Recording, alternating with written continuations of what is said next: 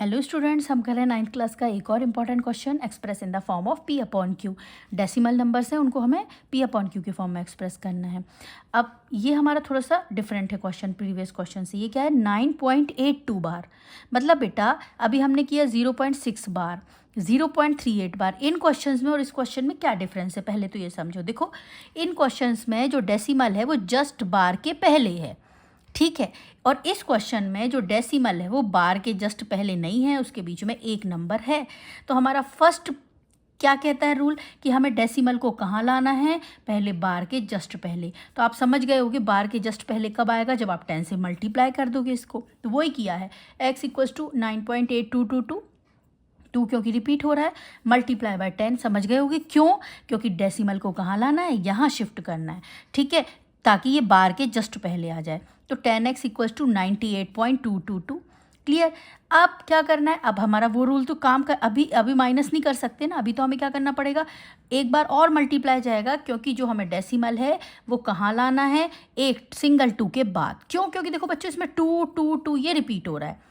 तो हमारा नियम क्या कहता है कि जो डेसिमल मल्टीप्लाई किससे करते हैं हम उस इक्वेशन को, 10 की किस पावर से, जितने नंबर के ऊपर बार है। तो कितने नंबर के ऊपर बार है, सिंगल 2 के ऊपर बार है, तो 10 से मल्टीप्लाई कर देंगे। अगर यहाँ 2 नंबर के ऊपर बार होती तो 100 से मल्टीप्लाई करते। तो ये 10 को 10 से और मल्टीप्लाई किया तो 100x = 98। अब डेसिमल कहाँ शिफ्ट हो गया, राइट हैंड एक प्लेस और शिफ्ट हो गया, तो 982.222। अब देखो डेसिमल के बाद ये चीज़ भी सेम हो गई, ये चीज़ भी सेम हो गई, यानी आप इक्वेशन 2 में से 1 को सब्ट्रैक्ट ईजिली कर सकते हो, ठीक है। तो 2 में से 2 ये सब 0 हो गया, ये क्या हो जाएगा 982 - 98 कितना आएगा आपका 884, और 100x - 10x कितना आएगा 90x। क्या किया, इस इक्वेशन में से इसको सब्ट्रैक्ट कर दिया, ठीक है। तो x = 884/90 कैंसिल आउट किया तो 442/45। अब बच्चों देखो इस क्वेश्चन का जरूरी नहीं है यही मेथड हो, और भी मेथड है, मैंने सेकंड मेथड भी नीचे कर रखा है, वो भी समझाऊंगी, लेकिन इस मेथड के लिए आपको कुछ रूल फॉलो करने पड़ेंगे।